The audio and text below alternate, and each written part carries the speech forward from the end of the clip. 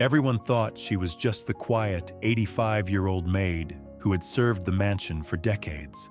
But when the young millionaire revealed the truth about her pregnancy, the entire house was left in shock.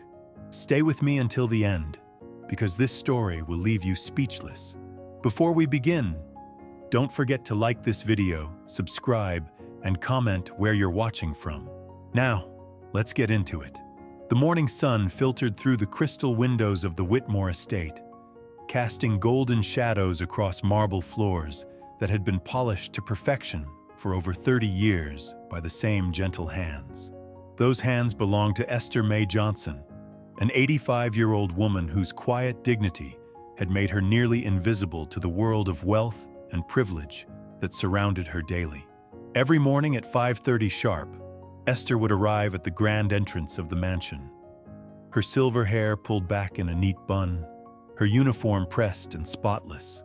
She had witnessed 3 generations of the Whitmore family come and go, keeping their secrets, cleaning their messes, and never once asking for more than her modest weekly wage.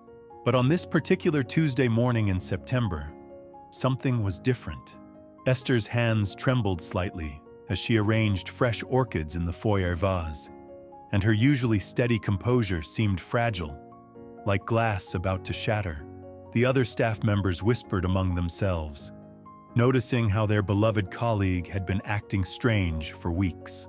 Marcus Whitmore III was everything you'd expect from a 25-year-old heir to a real estate empire. Tall, confident, with piercing blue eyes, and a smile that had graced the covers of business magazines across the country. He had inherited not just his family's fortune, but their commanding presence and natural charisma. At such a young age, he had already expanded the family business beyond anyone's expectations, turning millions into hundreds of millions. The mansion buzzed with its usual morning routine. The cook prepared breakfast in the expansive kitchen, the groundskeeper tended to the manicured gardens, and the butler coordinated the day's activities, but none of them noticed the tension that hung in the air like morning mist, or the way Marcus kept glancing toward Esther as she moved silently through her duties.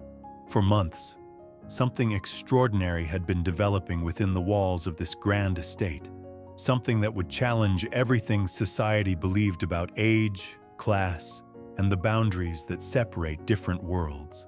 What started as simple acts of kindness had slowly evolved into something deeper, something that neither Marcus nor Esther had planned or expected. It began during the lonely winter months, when Marcus found himself spending more time at home, working late into the night on business deals that would shape his empire's future. Esther would bring him coffee and light meals, staying to ensure he had everything he needed. Their conversations started small, discussions about the weather or the history of the mansion. But gradually, these brief exchanges became longer. Marcus discovered that beneath Esther's quiet exterior lived a woman of remarkable intelligence and wisdom. She had raised 4 children as a single mother, put herself through night school, and possessed a deep understanding of human nature that came from decades of observing life from the shadows. Esther, for her part, saw past Marcus's wealth and privilege to glimpse the young man struggling with the weight of expectations and the isolation that came with his position. Despite their 40-year age difference and vastly different backgrounds, they found themselves drawn together by a connection that transcended the normal boundaries of their relationship. The turning point came on a snowy February evening when Marcus discovered Esther crying quietly in the library. Her youngest son had been diagnosed with a serious illness, and the medical bills were threatening to destroy everything she had worked so hard to build. Without hesitation, Marcus arranged for the best doctors and covered all expenses, refusing to let Esther treat it as anything more than what any decent person would do. That night, as gratitude overwhelmed her usual reserve, Esther looked at Marcus with new eyes. She saw not the wealthy young man who employed her, but someone who had shown her genuine compassion when she needed it most. And Marcus, witnessing her vulnerability and strength in equal measure, felt something shift inside his chest. a warmth that had nothing to do with the fireplace crackling nearby. Spring brought with it a series of quiet moments that neither of them acknowledged, but both treasured. A gentle touch when Marcus handed Esther her weekly envelope, extended conversations in the garden as she tended to his mother's rose bushes, shared laughter over stories from their vastly different but equally challenging lives. The other staff members began to notice subtle changes. Marcus treated Esther with a respect that went beyond mere politeness.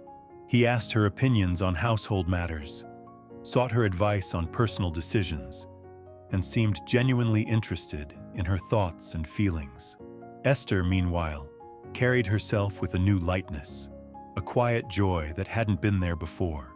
But it was during a particularly difficult period in May, when Marcus was dealing with a hostile takeover attempt that threatened his family's legacy, that their relationship crossed a line neither had intended to approach. Working late into the night, stressed and exhausted, Marcus broke down in front of Esther, admitting his fears about failing his family and losing everything they had built. Esther's response was not the professional sympathy of an employee, but the genuine comfort of someone who truly cared. She held him as he struggled with emotions he had never allowed himself to show, offering not just physical comfort, but the kind of understanding that comes from a lifetime of facing adversity with grace. That night changed everything between them. What had been growing slowly and quietly suddenly bloomed into something neither could deny or ignore. Age became irrelevant, social expectations meaningless, and the world outside the mansion walls seemed to fade away entirely. For 3 months, they navigated this new reality carefully, both aware of how impossible their situation appeared to the outside world. Their moments together were stolen between her duties and his business obligations, precious and private, hidden from the scrutiny of a society that would never understand. Marcus found himself looking forward to their conversations more than board meetings or social events. Esther discovered feelings she thought had died with her youth, emotions she never expected to experience again. They were both surprised by the depth of their connection, by how naturally they fit together despite every logical reason why they shouldn't. Neither of them planned what happened on that warm June evening when the rest of the staff had gone home early and they found themselves alone in the mansion's vast emptiness. The conversation that started in the kitchen moved to the garden, then to the library, and finally to Marcus's private study, where vulnerability and longing finally overcame all the barriers they had built around their hearts. What followed was not the calculated seduction of youth by age or the exploitation of power by wealth, but something far more complex and beautiful. Two souls who had found unexpected solace in each other, crossing every boundary society had constructed to keep them apart. Now, 12 weeks later, as autumn painted the mansion grounds in shades of gold and crimson, the consequences of that night were becoming impossible to hide. Esther stood before the bathroom mirror, her weathered hands gripping the marble countertop as waves of nausea crashed over her. The pregnancy test lay on the pristine surface, its results as clear as the morning sunlight streaming through the window. 2 pink lines that would change everything. For weeks, she had dismissed the signs. The exhaustion she attributed to her age, the morning sickness to something she ate, the missed periods to the natural changes of a woman her age. But deep in her heart, she had known. Her body was telling her something impossible, something that defied every law of nature she understood. At 85 years old, Esther Mae Johnson was pregnant. The medical community would later call it unprecedented, a case that would be studied for generations. But in that moment, alone in the mansion's guest bathroom, Esther felt only terror and confusion. How could she explain this to Marcus? How could she explain this to anyone? The sound of footsteps in the hallway made her quickly hide the test in her apron pocket. She splashed cold water on her face, straightened her uniform, and prepared to face another day of pretending everything was normal. But as she opened the bathroom door, she nearly collided with Marcus himself. "Esther, are you all right?" His voice carried genuine concern as he noticed her pale complexion and trembling hands. "You look like you've seen a ghost." She managed a weak smile, the kind she had perfected over decades of service. "Just feeling a little under the weather, Mr. Marcus. Nothing that won't pass." But Marcus knew her too well now. He could read the distress in her eyes, the way her shoulders carried a new weight that hadn't been there the day before. Something was wrong, and every instinct told him it had to do with what they had shared during those precious stolen moments. The next few days passed in a blur of stolen glances and unspoken questions. Esther continued her duties with mechanical precision, but the light had gone out of her eyes.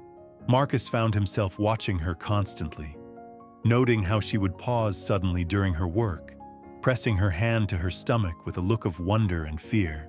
It was Mrs. Henderson, the head housekeeper who had worked alongside Esther for 15 years, who first voiced what everyone was beginning to suspect. Something's not right with our Esther," she whispered to the cook during their afternoon break. "She's been acting strange for weeks now. Yesterday I caught her crying in the pantry, and when I asked what was wrong, she just shook her head and walked away." The cook, a motherly woman named Rosa who had raised 6 children of her own, nodded knowingly. "I've noticed it too. The way she pushes food around her plate at lunch. How she rushes to the bathroom every morning. And have you seen how she's been avoiding the young master? Those two used to chat all the time. Their whispered conversations spread through the staff like wildfire. Everyone had noticed the change in Esther, but none dared voice their suspicions aloud. The very idea seemed too impossible, too scandalous to even consider. Meanwhile, Marcus was fighting his own internal battle. The connection he felt with Esther had awakened something in him that went far beyond physical attraction. She represented everything real and genuine in his world of artificial relationships and calculated friendships. With her, he could be vulnerable, honest, completely himself without fear of judgment or exploitation. But society would never understand. The 40-year age gap was shocking enough, but add in the difference in their social status, their races, their entire life experiences, and the relationship became something the world would view as either predatory or pathetic. Marcus knew that revealing their connection would destroy both their lives in different but equally devastating ways. The breaking point came on a Thursday morning in October. Esther was arranging flowers in the main dining room when a sudden wave of dizziness overwhelmed her. She grabbed the edge of the mahogany table, trying to steady herself, but her knees buckled and she collapsed onto the Persian rug. Rosa found her there 5 minutes later, unconscious and frighteningly pale. The ambulance arrived within minutes, and as paramedics loaded Esther onto a stretcher, Marcus appeared in the doorway, his face a mask of barely controlled panic. "What happened?" he demanded, pushing past the other staff members to get closer to the stretcher. "She just collapsed, sir," Rosa explained, her voice shaking. "1 minute she was fine, the next she was on the floor." Marcus followed the ambulance to the hospital, his hands gripping the steering wheel so tightly his knuckles turned white. In the emergency room waiting area, he paced like a caged animal, ignoring the curious stares of nurses and other visitors who recognized him from newspaper photos. Dr. Patricia Williams emerged from the examination room 3 hours later, her expression unreadable. She approached Marcus with the careful demeanor of someone about to deliver news that would change everything. "Are you family?" she asked, though she already suspected the answer. "She's like family to me," Marcus replied, which was both the truth and a careful evasion. "Is she going to be okay?" Dr. Williams glanced around the waiting room, noting the other people within earshot. "Perhaps we should speak privately," she suggested, leading Marcus to a small consultation room down the hall. Once the door closed behind them, Dr. Williams sat down across from Marcus, her hands folded on the desk between them. "Mr. Whitmore, I need to ask you some questions about Miss Johnson's recent health and behavior. Has she mentioned feeling unwell? Any changes in her appetite or energy levels?" Marcus nodded, his heart pounding. "She seemed tired lately, more than usual, and she's been different, quieter, almost sad. I see. Dr. Williams made a note on her clipboard. Mr. Whitmore, I'm going to share some information with you that Miss Johnson specifically asked me to discuss with you first. She's awake now, and she's asked to see you, but she wanted you to be prepared for what she needs to tell you. The room felt like it was closing in around Marcus. He could hear his own heartbeat, feel sweat forming on his palms despite the hospital's air conditioning. Miss Johnson is pregnant, Dr. Williams said simply. Approximately 14 weeks along. The words hit Marcus like a physical blow. He had suspected, hoped, feared, but hearing it confirmed made everything real in a way that terrified and thrilled him simultaneously. "That's impossible," he whispered, echoing Esther's own initial reaction. "She's 85 years old." Dr. Williams nodded gravely. "Under normal circumstances, you'd be absolutely right. But Miss Johnson's case is highly unusual. We've run multiple tests, and while we don't fully understand the medical explanation, there's no doubt about the pregnancy. This is unprecedented in medical literature." Marcus sat in stunned silence, trying to process the implications of what he'd just learned. A baby. Their baby. At Esther's age, the risks were incomp, but the miracle, rehensible, of it was equally overwhelming. "Can I see her?" he asked finally. "Of Whitmore. I need to course. But Mr. warn you that this pregnancy carries extreme risks for someone Miss Johnson's age. We'll need to monitor her very carefully, and there will be difficult decisions ahead." Marcus nodded, barely hearing the doctor's words as he followed her down the sterile hospital corridor toward Esther's room, knowing that everything in both their lives was about to change forever. Esther's hospital room was filled with the soft beeping of monitors and the antiseptic smell that seemed to cling to every surface. She lay propped up against white pillows, her silver hair spread across the fabric like moonlight on snow. When Marcus entered, her eyes met his with a mixture of shame, fear, and something else he couldn't quite identify. "Marcus," she whispered, her voice barely audible above the medical equipment surrounding her bed. "I'm so sorry." He moved quickly to her bedside, pulling up a chair and taking her weathered hand in both of his. "Sorry? Esther, you have nothing to be sorry for." Tears began streaming down her cheeks as she struggled to find the words. "This shouldn't be possible. At my age, carrying your child, I feel like I've done something terribly wrong." Marcus squeezed her hand gently, his own emotions threatening to overwhelm him. "Look at me, Esther. What we have, what's happened between us, it's not wrong. It's the most real thing I've ever experienced in my life." But even as he spoke those words, Marcus knew the challenges they faced were monumental. The pregnancy alone was a medical miracle that would attract worldwide attention. Add to that their age difference, their different social positions, and the fact that Esther was his employee, and they were looking at a scandal that would destroy both their reputations. "What are we going to do?" Esther asked, her voice breaking. "People will think you took advantage of me, or that I somehow trapped you. Either way, we'll both be ruined." Before Marcus could respond, there was a soft knock on the door.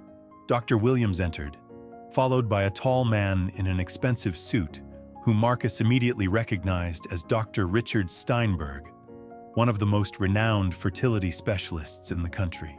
"Mr. Whitmore, Miss Johnson," Dr. Williams began formally. "I've asked Dr. Steinberg to consult on this case because of its highly unusual nature. We need to discuss the medical realities you're facing." Dr. Steinberg stepped forward, his expression serious but not unkind.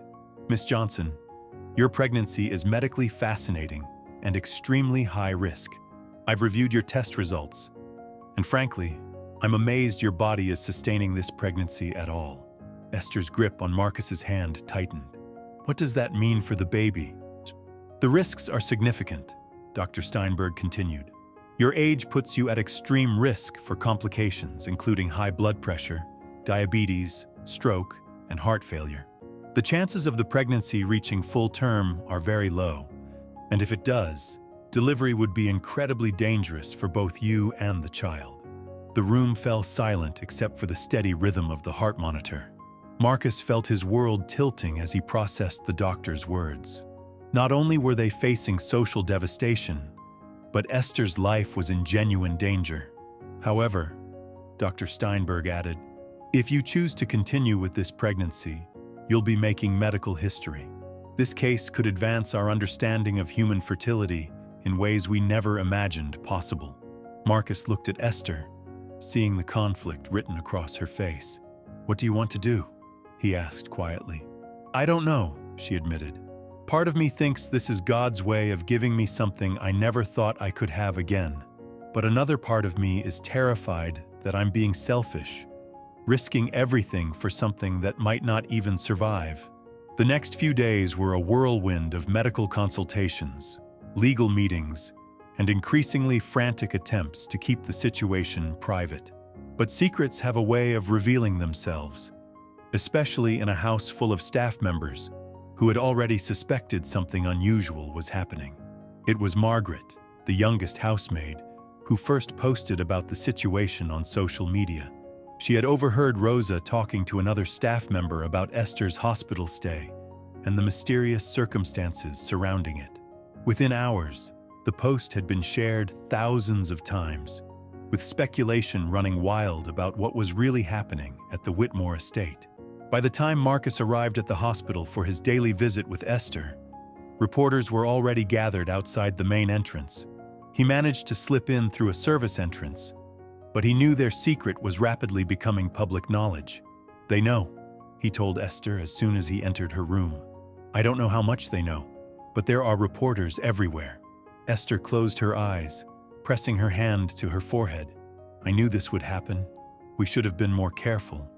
Being careful wouldn't have changed anything, Marcus replied firmly. What we have is real, Esther. I'm not ashamed of loving you, and I'm not ashamed of our child. Those words hung in the air between them, the first time either had spoken so directly about their feelings.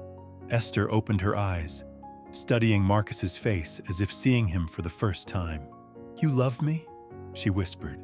With everything I have, he confirmed without hesitation. I know how impossible this seems to everyone else, but you've become the most important person in my world. Before Esther could respond, the room's television suddenly blazed to life with breaking news. The local anchor's voice filled the space as images of the Whitmore estate flashed across the screen. We're following a developing story involving real estate mogul Marcus Whitmore III and allegations of an inappropriate relationship with his 85-year-old housekeeper. Sources close to the family suggest the woman may be pregnant, though medical experts say such a pregnancy would be virtually impossible at her age. Esther's face went pale as her image appeared on screen, a photo that must have been taken from her employee records. The caption beneath read, Esther May Johnson, 85, at center of scandal involving billionaire heir. Marcus grabbed the remote and shut off the television, but the damage was already done. Their private struggle had become public entertainment, and there was no going back. We need to make a decision, Marcus said, his voice steady despite the chaos swirling around them. Either we face this together, publicly and honestly, or we try to handle it quietly, but hiding isn't going to work anymore. Esther was quiet for a long moment, her hand unconsciously moving to her still flat stomach. When she finally spoke, her voice carried a strength that surprised them both. I spent my whole life being invisible, she said slowly, cleaning other people's messes, keeping their secrets, never asking for anything more than my weekly wage. Maybe it's time for me to stop being invisible. Marcus felt his heart swell with admiration for this woman who continued to amaze him with her courage. What are you saying? I'm saying that if we're going to do this, we do it right. No hiding, no shame, no apologizing for loving each other. Esther met his eyes with a determination he'd never seen before. But Marcus, you need to understand what this will cost you. Your business, your social standing, your family's reputation. Are you prepared for that? Marcus didn't hesitate. I'd give up everything for you and this baby. Everything. The next morning, Marcus called a press conference. Against the advice of his lawyers, his business partners, and every rational voice in his life, he decided to tell the truth. The conference room at the Whitmore building was packed with reporters, cameras, and curiosity seekers, all eager to hear what the young millionaire had to say about the scandal that was dominating headlines. Marcus walked to the podium wearing a simple black suit, his usual confident demeanor replaced by something more vulnerable, but equally powerful. The room fell silent as he looked out at the sea of faces. "Ladies and gentlemen," he began, his voice carrying clearly through the crowded space, "I've called this press conference to address the rumors and speculation that have been circulating about my personal life. Rather than allow others to define my story, I want to tell you the truth myself." He paused, taking a deep breath before continuing. "Esther Mae Johnson has been a part of my family's household for over 30 years. She is a woman of extraordinary character, intelligence, and dignity, who has given her life to serving others with grace and humility." The reporters leaned forward, sensing that something significant was about to be revealed. "Over the past year, I've had the privilege of getting employee, but as a human to know Esther not just as in being. What I discovered was someone who challenged me, supported me, and helped me become a better man. Against all expectations and social conventions, we fell in love." A murmur rippled through the crowd as photographers captured every expression on Marcus's face. "Esther is currently 14 weeks pregnant with our child," he continued, his voice growing stronger with each word.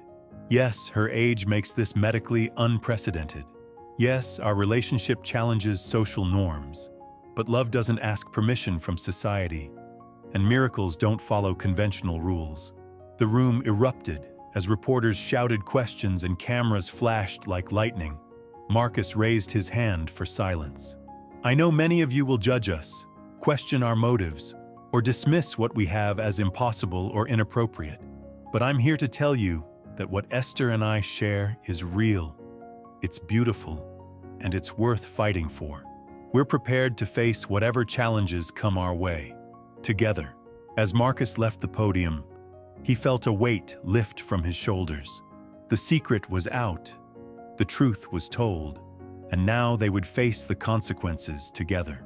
But nothing could have prepared him for what was about to unfold in the days and weeks that followed.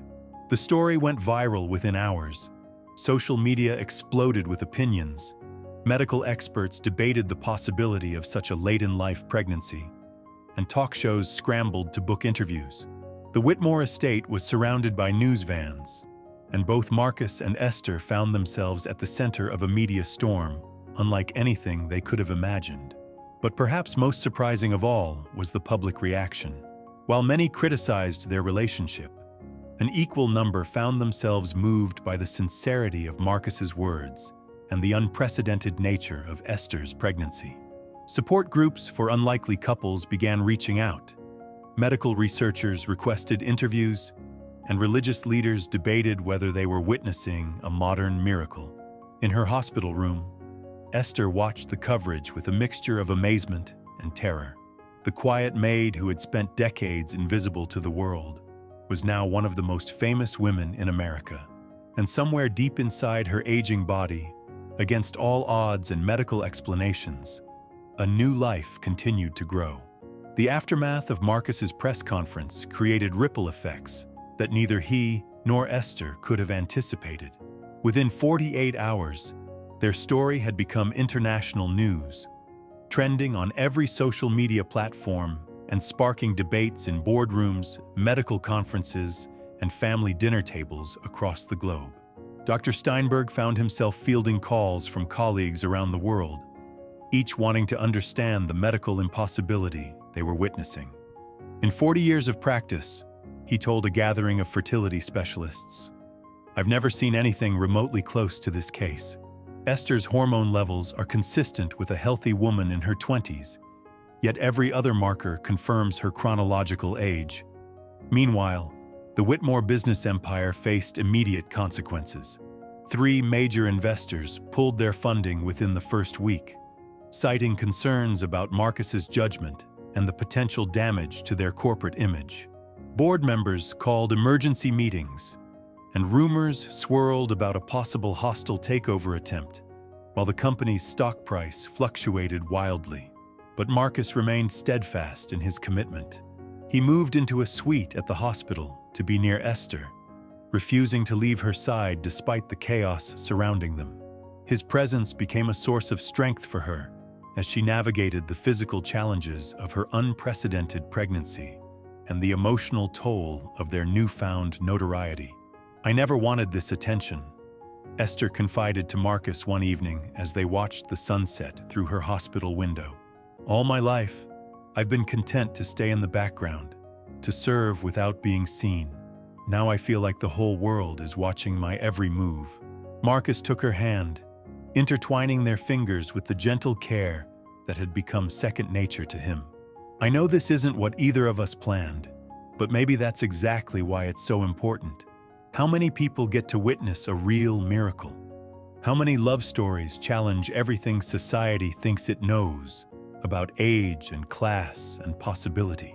Their conversation was interrupted by a soft knock on the door. Dr. Williams entered, followed by a woman neither of them recognized.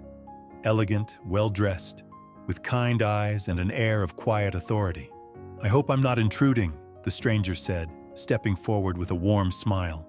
"My name is Dr. Sarah Chen, and I'm a researcher specializing in cellular regeneration and aging. I've been following your case with great interest, and I believe I might have some answers about what's happening to you, Esther." Esther sat up straighter in her bed, suddenly alert. "What kind of answers?" Dr. Chen pulled up a chair, settling in as if she had all the time in the world. "About 15 years ago, you were treated for severe arthritis, correct? You participated in an experimental stem cell therapy program that was later discontinued?" Esther nodded slowly, remembering the painful joints that had nearly ended her ability to work. "The treatment was miraculous. Within months, I felt 20 years younger. But the doctors said the program was being shut down for safety reasons." "Haichu, that's because the results were too extraordinary," Dr. Chen explained. "The stem cell cocktail you received didn't just repair your damaged joints. It began reversing the aging process at a cellular level.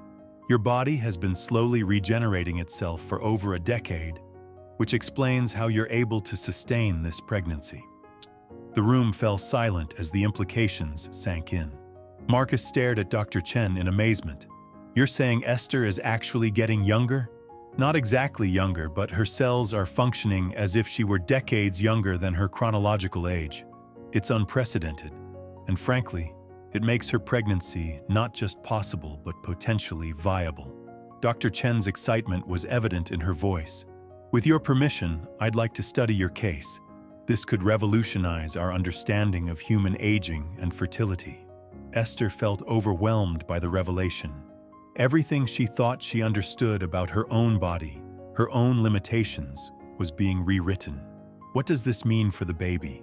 "It means," Dr. Chen said with a smile, "that you have a much better chance of carrying to full term than we initially thought. Your body is equipped to handle this pregnancy in ways we're only beginning to understand." 6 months later, Esther gave birth to a healthy baby girl they named Hope. Against all medical odds, both mother and child survived, making history and proving that love truly knows no boundaries. Their story became a beacon of hope for impossible love and second chances. What started as a scandal became a miracle that changed how we think about age, love, and the power of the human heart.